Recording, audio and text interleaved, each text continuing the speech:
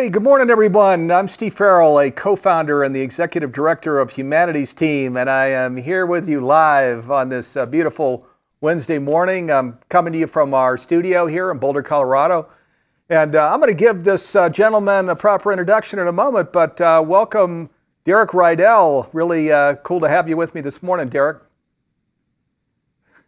Good to be here. It's an honor and a pleasure. All right, and we are going to get into really a fun and important discussion. So shout out to all of the friends of Derek's that are out there on social media, our Humanities Stream members they're right here. I'm going to wave at you because a bunch of you are right here in the studio with us, and I can see some of you on camera. It's always fun to have you guys on camera that are willing to come on camera. Gives us a live audience, makes it a lot of fun. Thank you. Also, all of the Humanities Team friends out on social media, Facebook, YouTube, the friends that are on Sign.network. So John Raymer, thank you for being here. Exciting program in store for all of you. This is a live program, so if you've got questions for Derek, be sure to bring them in the first half hour so I can get those questions to him before we go off the air an hour at the end of the hour. Don't be shy. And as you'll see, there's some amazing range here. It's quite a journey we're going to talk about. Wow, from the beginning of the journey to today, where Derek was just telling me he, doing movies and screenplays and even stuntman, falling out of cars and things. Whoa. So exciting stuff here. Okay, the theme for this program is reconnect with your power within. So, hey, we can't have enough of that, huh? Reconnecting with that power within. So, okay, let me read real quick Derek's bio, and then we'll get into this. So he is an author and transformational coach. Derek Rydall's diverse background includes training top executives at Fortune 500 companies in empowered leadership and communications and celebrities and media professionals, including Oscar and Emmy winners, in creating conscious entertainment. As a top blog contributor, frequent podcast guest, and the host of his own top-rated podcast, Emergence, Rydall shares cutting-edge spiritual principles and success strategies to help people achieve financial freedom, master productivity and creativity, and live their greatest lives, work at the highest levels of success. So again, welcome, Derek, and that's quite a bio, actually. Yeah, that's really pretty exciting. I'm going to get to some of those things I shared. We're talking about Oscar and Emmy award winners, and we're coaching those people. That's pretty huge. So we're gonna dive into all of that and a lot more. But maybe where we could start, because Derek, just knowing a little bit about you, this whole, that you'd gone through all the training that was out there, sort of vision boards and a law of attraction, all of that, and you found that really wasn't the key to success at all, right? Yeah, like a lot of people, I was in self-help and self-improvement for many years. And after many years of therapy and self-improvement, the only thing I improved was my ability to describe why my life was so messed up. So I got very good at that, very articulate. I could tell you that moment when my dad looked at my report card and saw all A's and one B and said, "What's with the B, son?" Or whatever the moments were for why my life was so messed up. But there wasn't really any transformation. And then I was, I got more frustrated, and I was suffering so much with all this self-improvement. I ended up getting addicted to drugs and alcohol. And then I ended up having an overdose and almost dying. And I remember in the hospital, the doctor, IV snaking out of my arm, and the doctor waking me up and saying, "You're lucky to be alive." And I remember thinking, how did all of my efforts to improve myself get me here? And I thought, I just need to work harder or work smarter, or maybe I need to attract better, or, maybe again, it's something deep down, dark inside of me that's causing all this and attracting all this. And I redoubled my efforts. And like anytime you kind of double down again, usually there's a spur of momentum, and things seemed to be going good again for a few months. And then I was doing a film in Jamaica, And everything started going sideways again. They were firing everybody. We were redoing everything. It was a kind of an unmitigated disaster. And I remember praying to just get lost from everything. And then I went diving in a coral reef. This is my first mistake. Do not pray to get lost from everything. And very quickly, I was lost in this coral reef, and I was trapped. And I found myself in this, what looked like an underwater booby-trapped tomb out of an Indiana Jones movie, with spiked coral coming up everywhere, inches from my throat and my chest, and fire coral all around the side, so I couldn't touch anything. There was like 1,000 jellyfish stings. And eventually I was exhausted and nobody knew I was out there. I couldn't figure out how to get out of this. The sun was beginning to set. There were sand sharks beginning to swim beneath me. And I was stuck. And I realized that eventually I'm not getting out of here alive. And at first, I was certainly praying to God, please, if you get me out of this, I promise I'll go to church on Sunday. And the universe was like, we're not playing, let's make a deal today. There was no negotiating. And eventually there was this realization that, like I said, it's not, I may not get out of here. It was this sense that I was not getting out of here. And all that was left for me was a true act of total surrender. Complete surrender. And in that moment, there was a flash of light. And I don't know how long I was in this flash, but it seemed very quick. But in this flash, I could see that the self that I had been trying to fix and change and heal and improve was a fiction. It was an amalgamation of peer pressure, parental fantasy, societal conditioning. And nothing I would ever do would make him enough because he was a fiction. But all around him, there was another self that had never been hurt or diminished. So it did not, or he did not need to be fixed. And this self was already whole. And so there was nothing to improve. Self-improvement was an oxymoron. In fact, as I learned later, self-improvement, as most of us learn it, was most of the resistance and the block to the natural unfoldment. But in any case, in that flash, in the next moment, I was standing outside of the water on this one little space of coral popping up that I still don't know exactly how I got there. And I could look in and see this maze of coral. And I realized it was a metaphor for my life. I'd been swimming through this maze, following all these brightly colored things, and I was already lost, and I had already been drowning, gasping for air. Now it just was in full 3D. And the exit, by the way, was just a few inches behind me the whole time. I just couldn't see it from my perspective. So I was able to slip over the side, and I was free from that coral reef. And everything had this shimmer. And I knew something dramatic had happened. I didn't understand it, that Humpty Dumpty had fallen off the wall and there would be no putting Humpty back together again. But I knew something radically had shifted. And I ended up pulling out of the world, basically. I tried to become a monk. That's a whole nother story. Very crazy story. I was fasting and silent for like a week. The first time I'd ever done it. And I got so hungry that I broke into the monk's kitchen in the middle of the night to steal food out of their refrigerator. And, I was just grabbing who knows what and stuffing it in my mouth. And I went back to my room and got violently sick, my little self. And then I had my first out-of-body experience where I was being tormented by some spirit. And I'm pretty sure it was one of the monks. And I packed up and left that monastery the next day. So I cloistered myself in my apartment. I made that my monastery. And the spirit said, make the world your monastery. And I went on an inner journey for a few years. And when I came out of that, what I really understood was that, I know it's a long story, but hopefully this punchline is worth it, that just the acorn and the pattern of the apple tree is already in the apple seed. The pattern of you and me is already in the seed of our own being planted in the soil of our own soul. There's already a perfect pattern, a divine blueprint, a divine idea to everything. Everything emerges from a seed pattern, including the whole universe. And when the conditions are congruent with that pattern, that's when it unfolds. So you cannot make a seed happen, but you can create the condition that makes it welcome.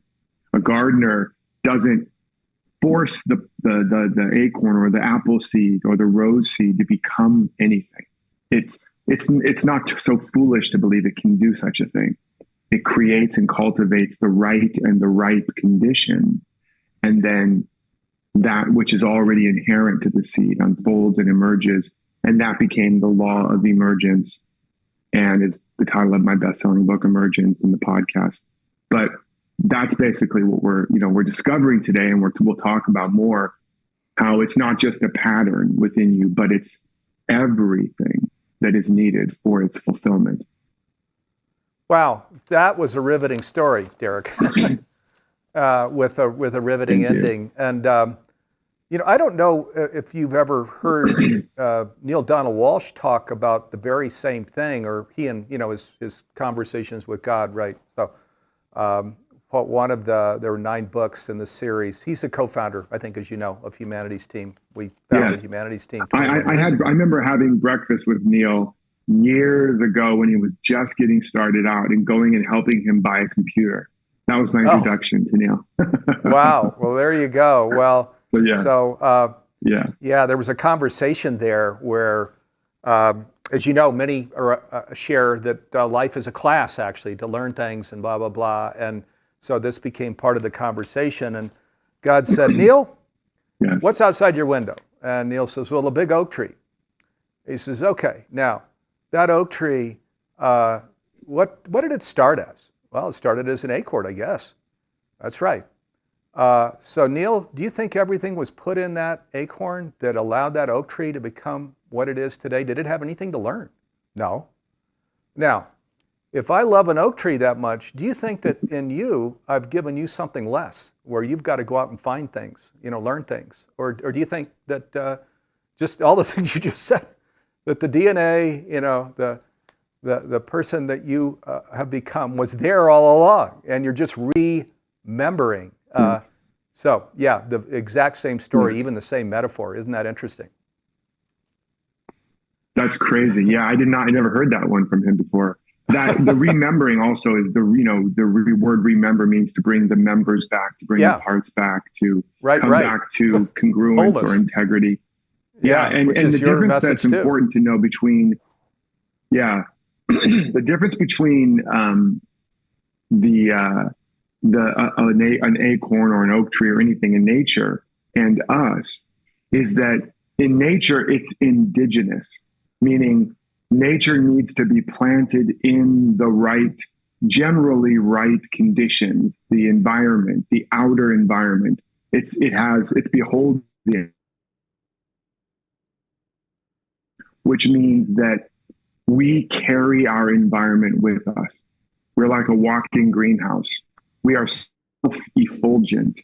So even if the clouds are out and there's no sunshine, we have light within us that we can expand and turn on.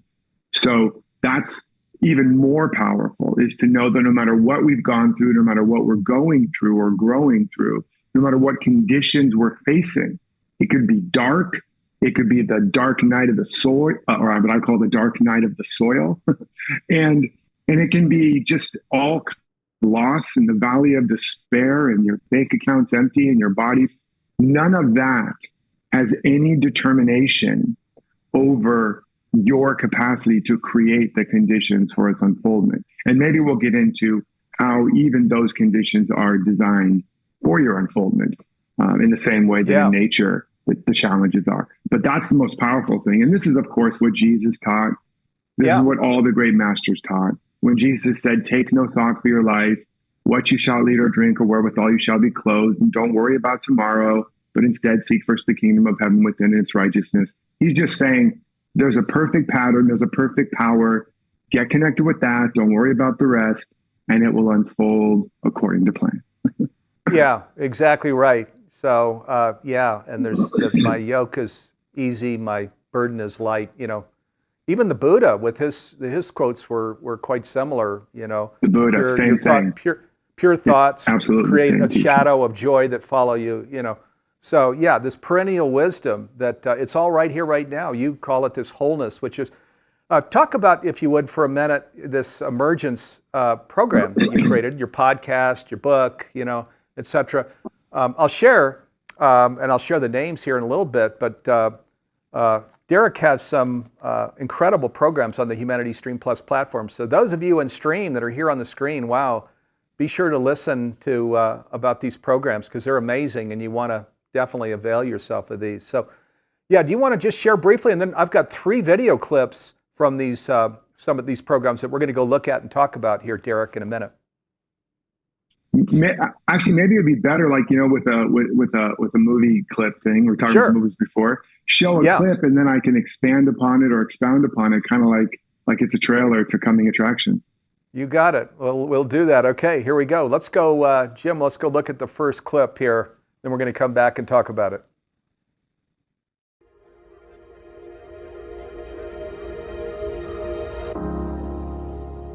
So how do I keep going when nothing is working? And first of all, I want you to understand that really actualizing your potential, really living the full idea and purpose and potential of your life, this is hard. I don't want you to buy into this myth of the self-help movement that says it shouldn't be hard. If it's hard, it's a sign from the universe. It's not meant to be. All of these phrases and these ideas that we believe, if it's not all flowy, that it somehow means that it's not working. Please hear me. No, that is not how it works. If that was true, most of the greatest breakthroughs, innovations, discoveries, creations would never have happened. It's almost a cliche that it's hard work to fulfill your potential, because it's that true. So what I want you to know, first of all, is that when it gets hard, remember, you can do hard. You were designed to do hard. You were designed that when things get difficult, if you know what you're doing and what you're creating and why you're creating it, it makes you stronger. If we were designed to not do hard, then when you lifted those weights and tore your muscles, you would get weaker and weaker over time. But in fact, the opposite happens. You get stronger and stronger over time. So what happens when you don't lift the weights? What happens when you don't have that challenge to your muscles? They atrophy. And so difficult, challenging obstacles are not the problem. Problems are not the problem. The problem is our belief that there shouldn't be problems, our belief that there shouldn't be challenges, our magical thinking where we have more of a wishbone than a backbone and we feel like someone should save us. First of all, understand that difficulty and challenge is good if you know how to embrace it.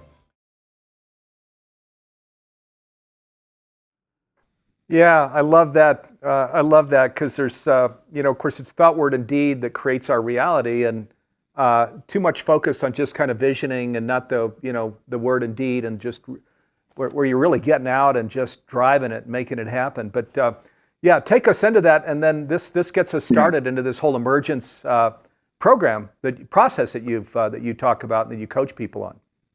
That's funny, because that was literally what the example I used just a few moments ago, is that in nature, again, in the self-help spiritual movement, unfortunately, in some dimensions and aspects of it, we believed or bought into the belief that the way this stuff worked is that if it was working and everything felt good, then that meant it was working. And if it didn't feel good, or you were having a challenge or a problem, that meant something was wrong and something wasn't working. And in nature, a forest fire is actually a good thing. Now, not when a man starts it, but when it happens naturally, which it does all the time, storms and forest fires, and they come through the forest and they burn away the dead wood and they open up the canopy and they allow more light in. The heat of the conflagration of a forest fire is necessary, as an example, for the jack pine. That intense heat melts the glue around the pine cones or the cones, and it releases the seeds, its future, its progeny. If it had the ability to visualize away fires and make fires go away, it would fail to thrive and eventually die out. And there are certain plants that need rough, difficult soil. because their struggle in the soil activates an enzyme that causes them to develop a hardiness and a bark that can survive in their unique climate. And on and on and on. There are many examples of this where the challenge, the crisis, what we humanly label with concepts of bad or versus good and bad is one of the big problems, is that belief.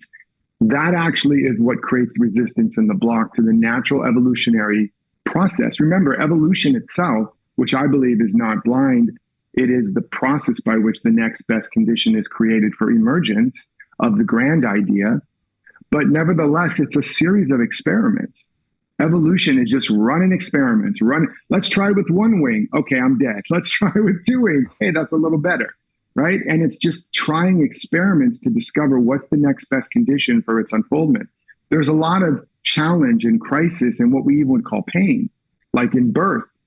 But evolutionarily speaking, there's no ego there with a bunch of stories and ideas and concepts to go, that shouldn't be happening. Let me leave and go over here where there's no fires or where the soil is soft.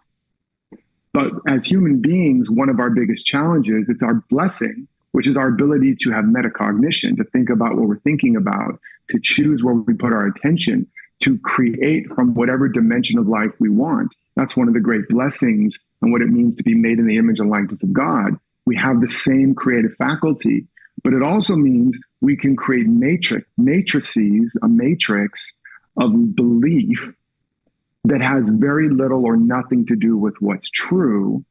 And that becomes a block to our progress. And this is one of the big ones.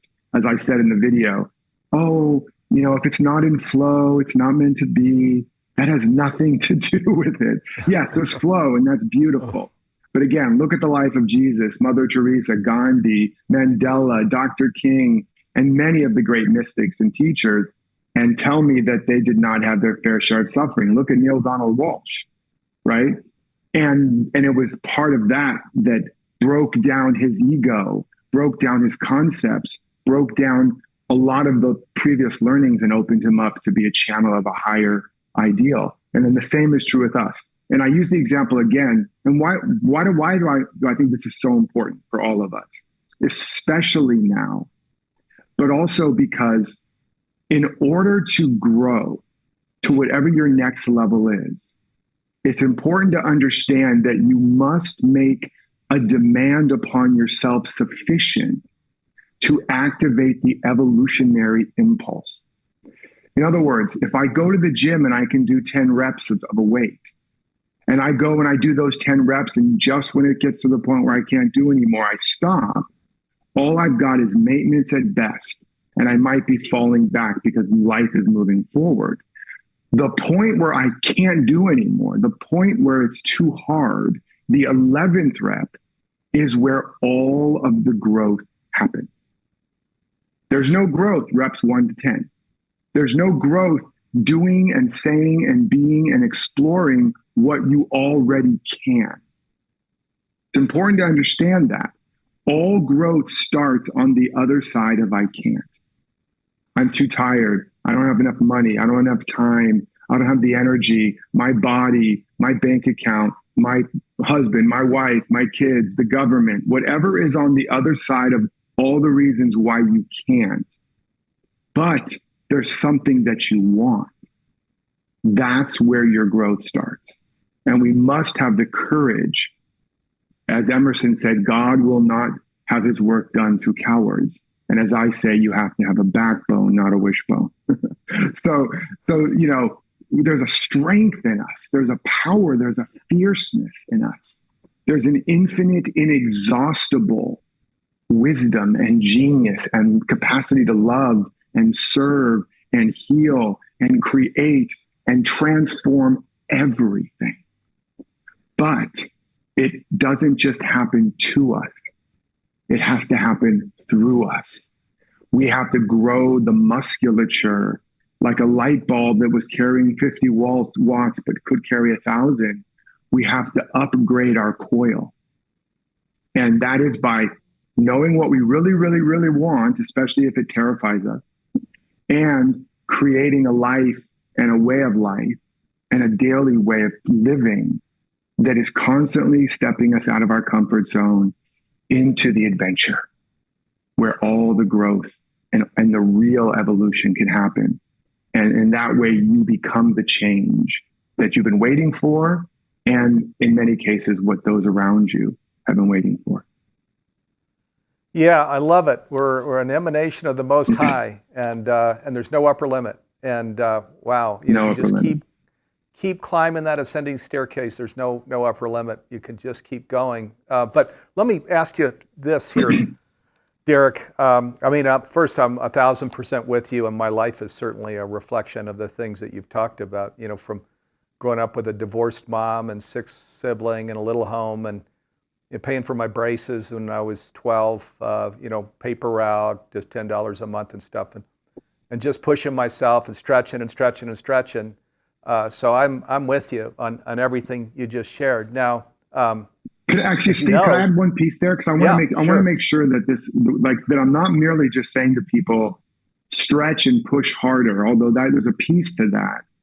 It's also a hopeful message in that many of you, or some of you, might be experiencing real challenging times right now. Or if not now, you will. A crisis, a loss, a tragedy. I know personally, I've been through my own Job story in the last several years. I lost my son a few years ago. I know one of the greatest tragedies a person can have, which is to lose a child. And he was and is the love of my life. I lost a fortune in a big Bernie Madoff-like scam that is now with the FBI. My wife went through cancer, like all in the series of a few years. Like each year was, okay, you ready now for the next thing? And so what it all, but the knowing of this principle wasn't just about I can push and go work out and build my muscle. It was in the state or in the face of this, a condition of lack or loss.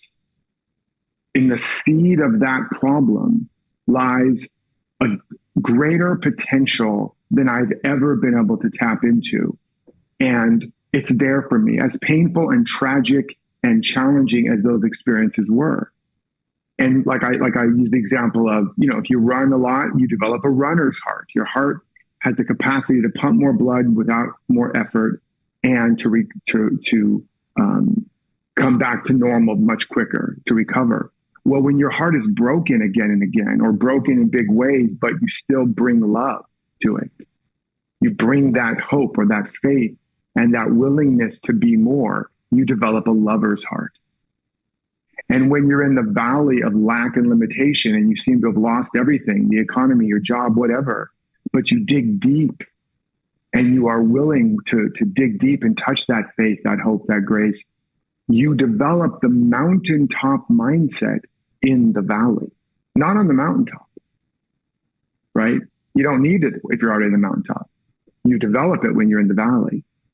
So the level of abundance that I developed, that I tapped into, the level of freedom to be who I really am, the level of love and humility and compassion, all of these are the gifts of the greater potential within me and within us. So it's not just go out and push and stretch, yes, but just know whatever you're facing or might face, that always what you are facing, the potential within you is always infinitely greater. Instead of telling your little God about your big problem, you can start telling your little problems about your big God. Don't worry what you're facing.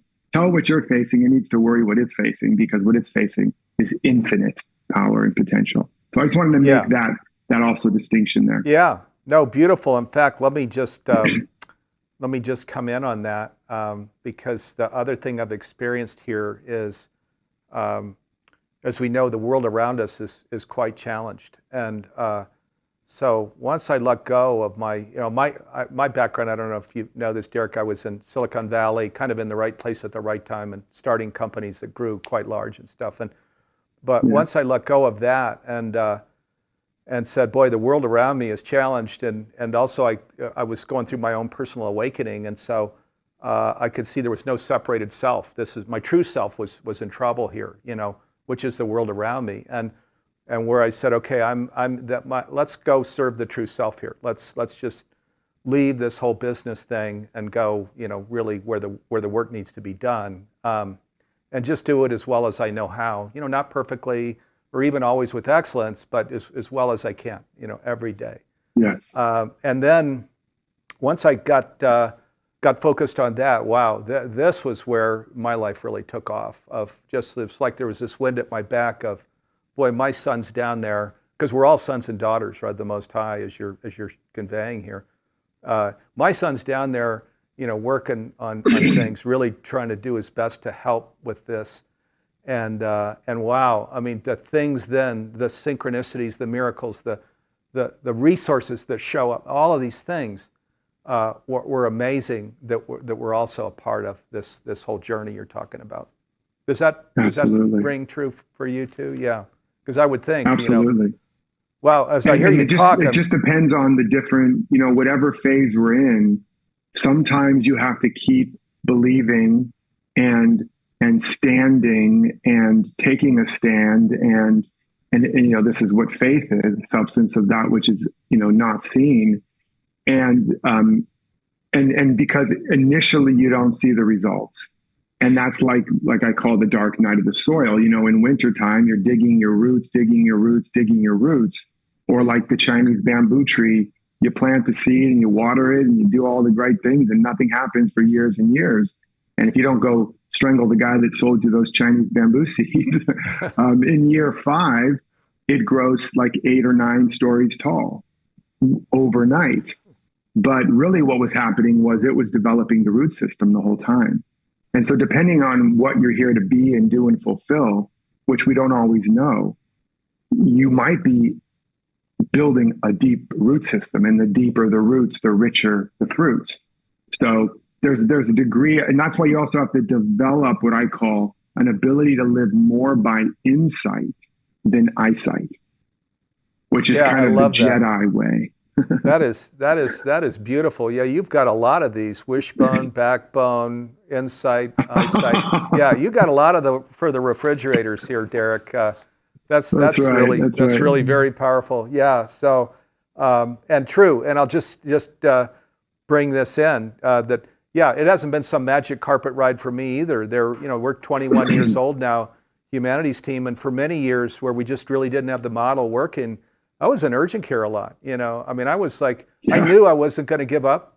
I was going to, if we hit a wall, then we'd hit a wall, because I was going to keep going. There was no backing me off of this. But years and years and years where it was so challenging that I was in urgent care a lot, after work, because I just really physically wasn't doing well. So I'm with you, insight instead of eyesight. That might be why, I mean, it's why it's important to talk about both sides of these, because it can, if your natural design, and don't mean you specifically, but anybody, is to push, or versus if your natural design is to hold back, then the opportunity for coming into greater alignment and congruence for the emergence is going to look different. And I can relate to that one as well, Steve, because remember, it's all about creating the right conditions, which is to come into integrity with. So if the truth is, I already have it, I already am it, there's one side of that equation. If you're more masculine or more driven or more doing, and if you look underneath those compulsive actions, we can see that we're being driven in some cases by fear. Fear is telling you a lie.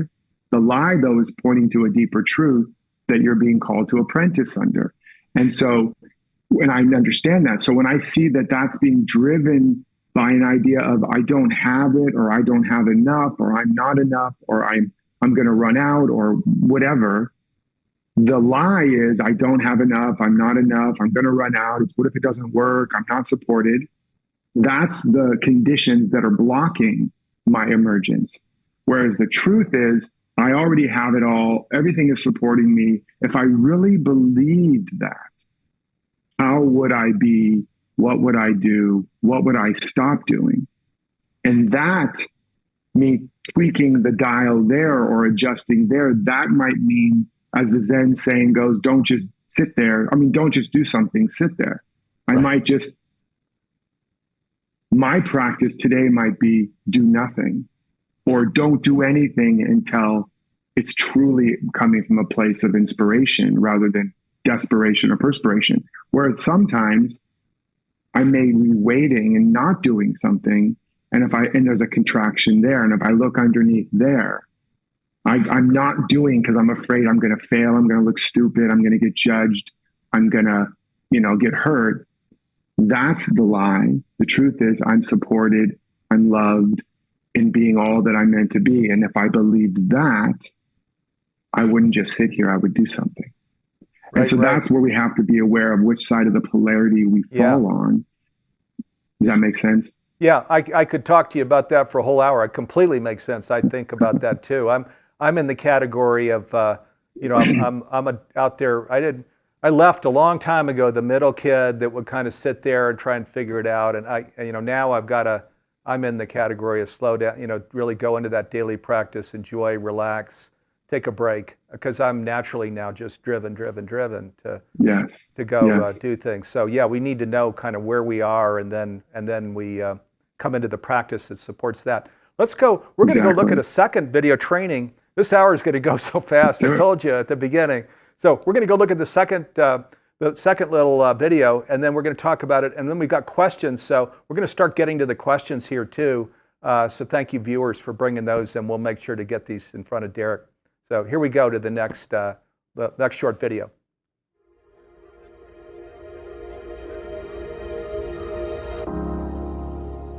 So the nature of creation in this material world is we grow through challenge. We grow through having to activate more of us. And because of the density and the slowed down nature of this dimension, if we didn't have that contrast or that challenge, we would not grow. We would stagnate. We would stay the same. And then because everything is evolving, we would start to diminish. And so when the burden feels too heavy, do not pray that you make it lighter. Pray that you get stronger. When the object of your desire seems too far out of reach, do not pray to bring it closer. Pray that your reach and your extension gets longer. If you surround your life and create a life, or even strive to create a life without challenge, you are creating hell. Hell means stagnation. Heaven, similar to the word leaven, which causes the bread to rise, heaven is ever expanding good. Heaven on earth is people that are so strong, have such soul stamina and resilience, and are so identified with their greater nature that they thrive on challenge. They thrive on obstacles. They know the obstacle is the opportunity. They know that what's in the way is the way. When the challenge arises, they man up, they woman up, they step up, they stand up, they release their wishbone, they got a backbone, and they can make anything happen. When you begin to embrace challenge and the hard stuff with excitement and enthusiasm and be like, all right, I'm about to grow, I'm about to get stronger, better, bolder, bigger, more abundant, you will be unstoppable. Okay, yeah. So, boy, Derek, I can see why you're a master. I didn't even know that was the next one coming up. It's funny.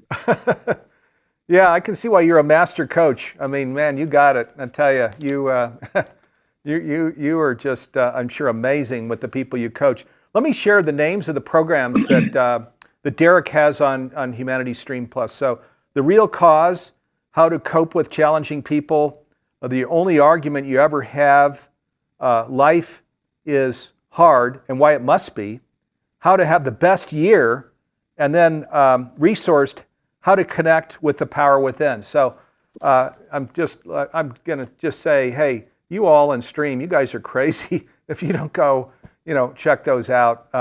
They're not that long, and you can see just from this short conversation I'm having right now with Derek that there's some just real wisdom here, massive wisdom in these teachings of Derek. So, and then all of you that are watching, that are out on social media, if you don't know about Humanity Stream Plus, we're the largest nonprofit in global transformation, transformational education. So we have over 175 master classes, We're now translating in 75 languages, all our new programs. Check it out. You can go to humanitystream.net.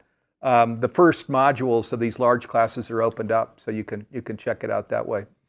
Okay, so let me throw a question at you that kind of relates a little bit to this whole this last video clip. So, and this is the one, I'm sure you're, as evidenced by your bio, Derek, you're working with, really driven, very accomplished people, and that's kind of one thing. But just like our last back and forth, there are also, you got a massive part of the population that's maybe not quite there yet. So Mary says, how do I get from the point of being stuck with lack of energy and motivation to actually starting to take action and go after that dream and goal? Yeah, well, the first thing is you need to know where you're going. Where it says in Proverbs, where there is no vision, the people perish, right? And so, and vision doesn't just mean your job, and it doesn't mean a vision that mom and dad would like, or that you think people will like, or even a vision that you think is possible. It just means having the courage. And by the way, it also doesn't have anything to do with your age or the seasons, none of that. If you lift your hair up, look in the back of the mirror, and if it doesn't have a use by date, you're still good. And so it doesn't matter. There is something that is calling you, and most of us have let that call go to voicemail a long time ago, where the universe now gets the message mailbox full. But there's something calling you, and it starts with your burning desire. Desire comes from a root of the sire or of the father, and it means it's not a sign of what you need to go out and get. It's a sign of what's in you trying to get out. So we have to get tapped back in to what is truly burning and yearning in me. What do I really, really, really, really want to be, to do, to create, to touch, to make a difference in? And it gets covered up by the dust and grit of the journey until it's kind of buried and it's just a little flicker of a pilot light on the back burner. And so we have to have the courage and make it a priority to get to know that part of ourselves again, to reacquaint ourselves with ourselves, right? The problem is we don't really know ourselves. We know more about our phone than we do about ourselves. And when something knows more about you than you do about it, guess who's using who? But we have to take the time and make the space. Now, that doesn't mean it's going to feel easy necessarily, but that's the first step. And then the second step, know yourself, is the first principle. The second step is now you have to have the courage to be yourself, to be true to it. That doesn't mean you have to go out and do a big thing. If you want to start getting in better shape, it might just mean I'm going to walk around my room 10 times. But you have to start finding some way. When I first started doing talks, you know how my talk, nobody was listening to me. Nobody cared. Nobody wanted to. I was giving my talks to my cat in my underwear. I'm sorry, I know you're not going to get that picture out of your mind ever again now. But that's how I started. I was giving my talks to my cat until my cat left the room and didn't want to talk to me anymore. Then it was my plant. I'm not joking. I practiced. I'm like, nobody else is listening. My plant is a captured audience. And eventually I put some clothes on and I combed my hair because somebody actually wanted me to speak with them or for them. But I started with what was in front of me. And it's not about waiting for the energy or the confidence. You are a divine power plant, which means a power plant doesn't receive the energy. It doesn't even just have energy, it generates it. So when you act like a confident person, you activate confidence. When you act from the desire, you will begin to call up the reserves and the energy that you need, but not before. It's like the Goethe couplet, only once you commit, then providence moves and all manner of things, forces seen and unseen, come to your aid. So the energy, the inspiration, even the clarity and the guidance that you're waiting for, it's waiting for you. You're weighing it down. What you're waiting for, you're waiting with, and you're the one that's holding it back. So you got to get clear what you really, really want to be, do, and create, and contribute. Write it down, and then have the courage of asking, if I believe this, what would I begin to do? And what would I begin to stop doing? What conversations might I start having? Which ones might I stop having? And then just create a simple plan and begin to practice that a little bit each day for the next 7 to 14 days. Now, those are the first three steps of the emergence process. Know where you're going, create the congruent condition by being and doing it, have a plan that creates some structure, and you'll start to notice things will start to move. And then check out the other videos, and that will hopefully inspire you to keep going and growing as well. Yeah, fantastic. Love it. Makes total sense. Get clarity. Clarity is the first step, and might take a little while to get clarity, but start there, and then what are you going to do and stop doing? Yeah, and stop doing too. So, yeah, beauerful. I like that and too. Clarity, and also don't, because I've worked with tens of thousands of people, and thousands in person, and don't wait for it. When we think of clarity, what we usually mean is perfection. We know all the answers. We're certain. We can see the future. We feel good about it. All the ducks are in a row. You're never going to get the ducks in a row because you're not a mother duck. So forget about getting your ducks in a row. The clarity simply means having some greater degree of visibility of what you want. It doesn't mean knowing it all. How do you travel with your GPS? You don't know all the directions. You have no idea what's around the next corner. You just take the first direction. And then what happens? You get the next direction. So, because this is a big stumbling block. Don't wait to have all the direction. Don't wait to be certain even if it's right. If you are honest with yourself, you already know something that you want. You already know some things you want to do. Maybe it's just, I want to clean my office and make it ready. Do that. Don't wait till you have the project.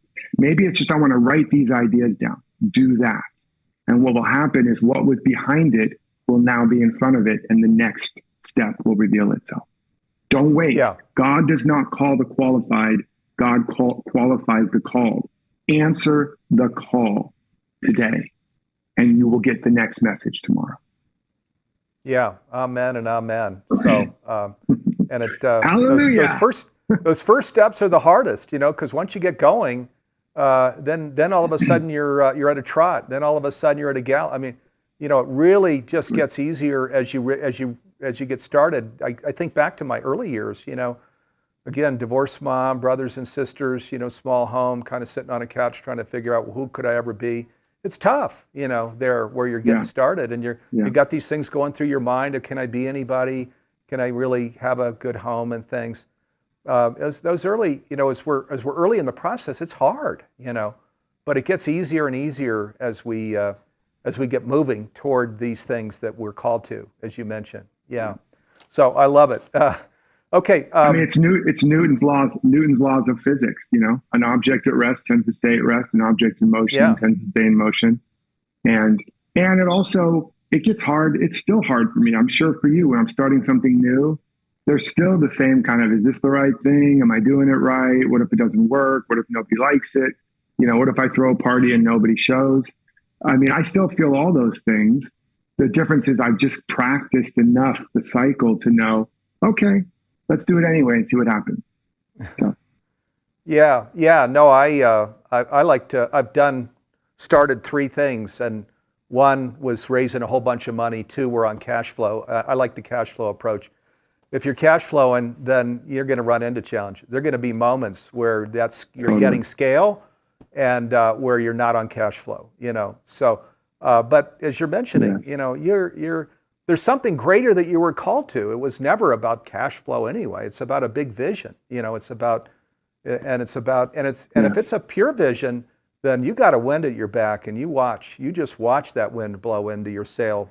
Sometimes it doesn't feel like it's there, but it's coming if it's not there now. So, okay.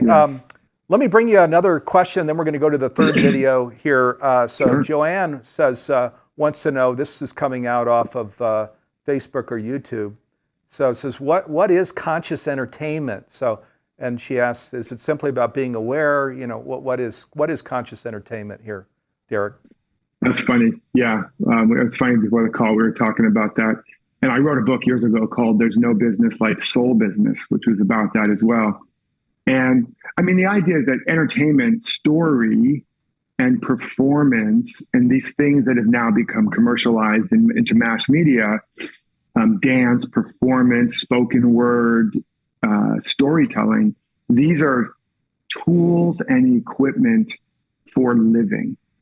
Story is equipment for living. They began around the tribal fire. They began as a way to interpret dreams and images and symbols and make sense of it all, and make sense in such a way that we could take the liminal and the infinite and capture an aspect of it so we could understand it.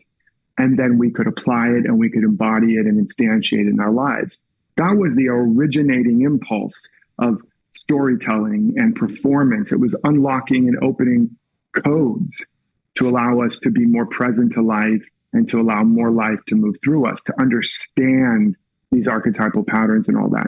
So, and even like some of the greatest early actors, Eleanor Aduso is called the mystic in the theater because she was really a channel for God, and she dedicated her life to God, and she was one of the greatest actors. And people didn't just experience her play, even though it was, all the famous playwrights. They experienced church.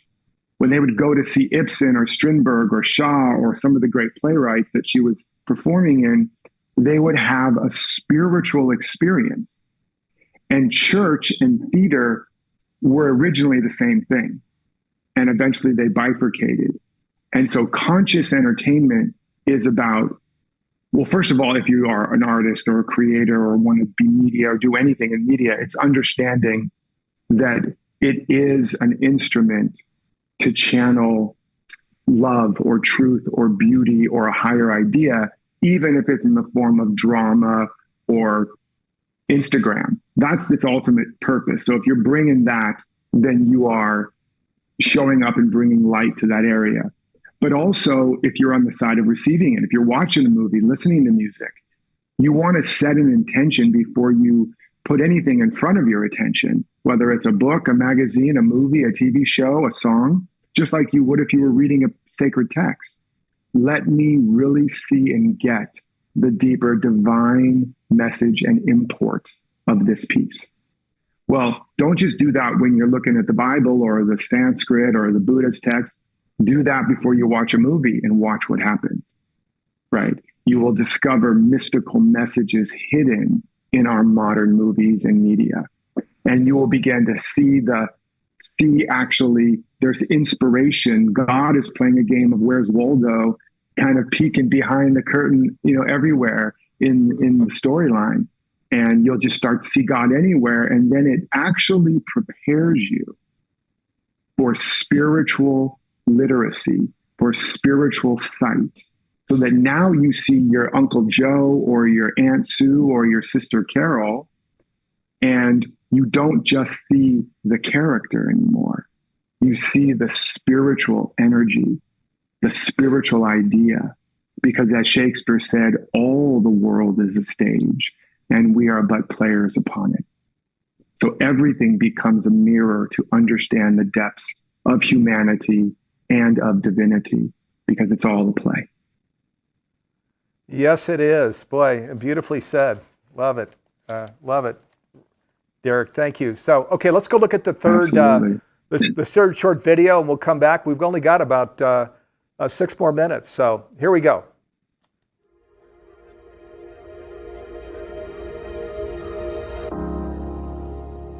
There's only one argument you ever have to win. It's with you. The truth is that you're not really in a relationship. All relationships are in you. You're not really in the world. The whole world is literally in your consciousness. But wherever there's a conflict or an argument, whether it's an argument with a person or an argument between you and a project or an ambition, it's always an argument within yourself.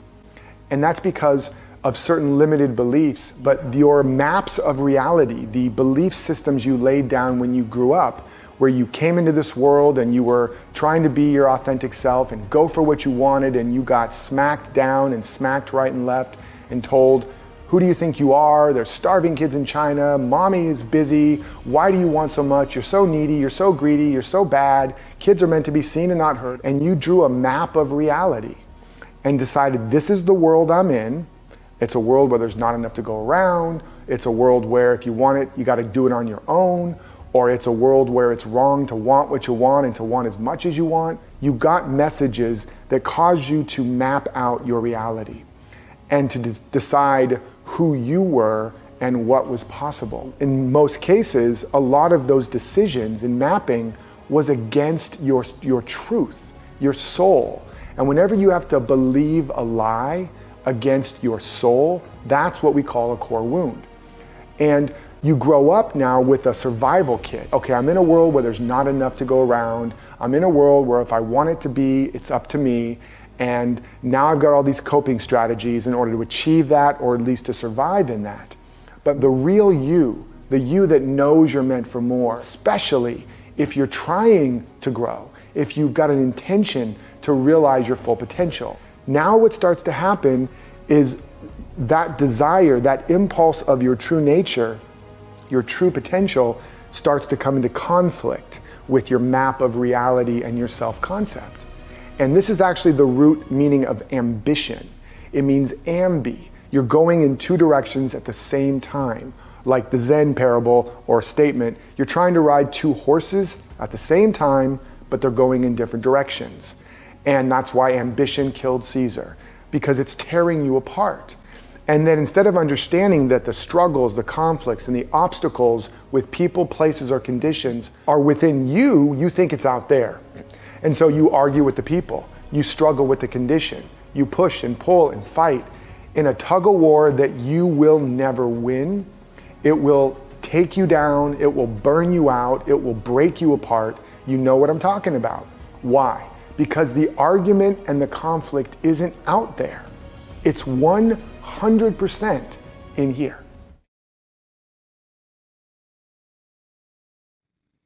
Okay, boy, that's a big one. Yeah, that's a really big one, Derek, right? Yeah, Because you got 2 ambition minutes, and calling go. Yeah. So, this is ambition, which I think is maybe more ego-driven versus calling, which is maybe more divine.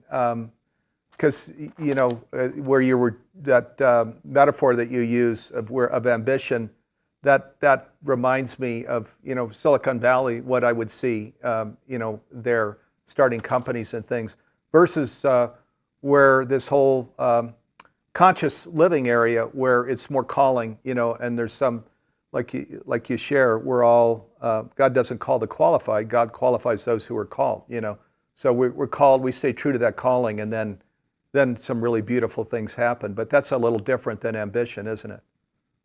Well, yeah, I mean, in this, what I'm really talking about is that we have our pure expression. We come into this world, we have an experience where that pure expression is judged or it doesn't feel safe.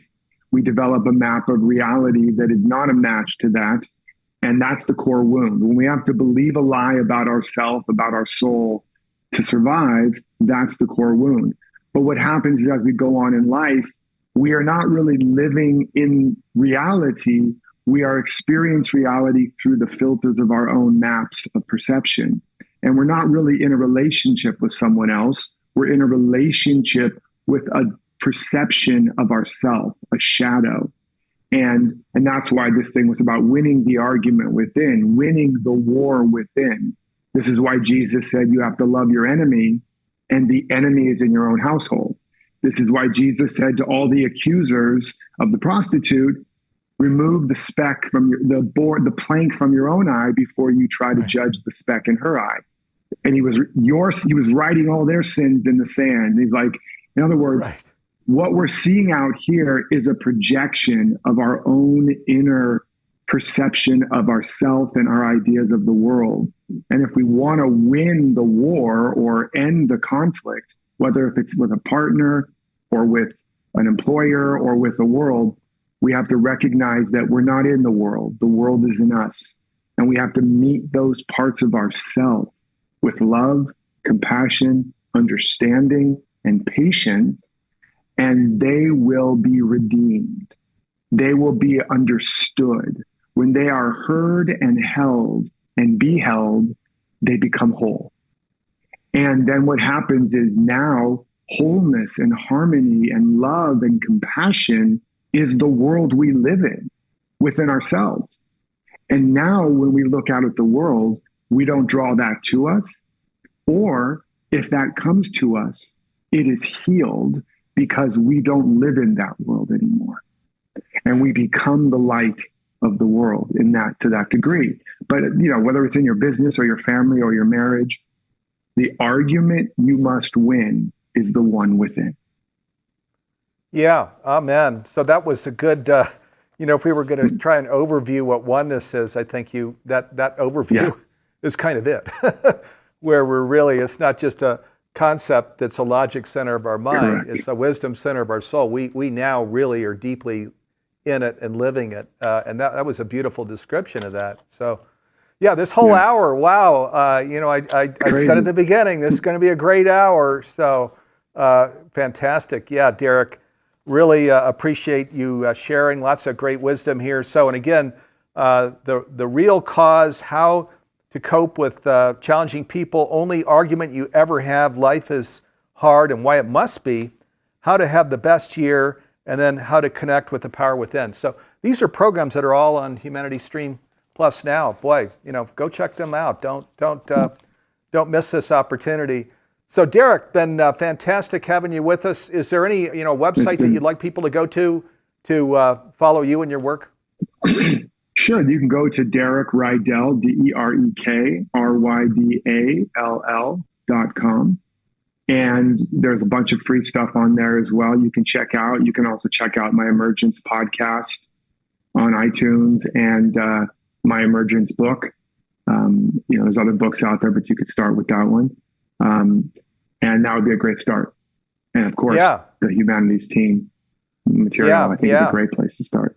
Fantastic. Well, we're going to stay close with you, Derek. Wow, thank you, brother. Just an incredible hour, brother. Yeah, thank you. What an amazing hour. Thank you very much. I look forward to more. Yeah, me too. So stay on for just a second as we go off the air. I'll just chat with you real quick about something.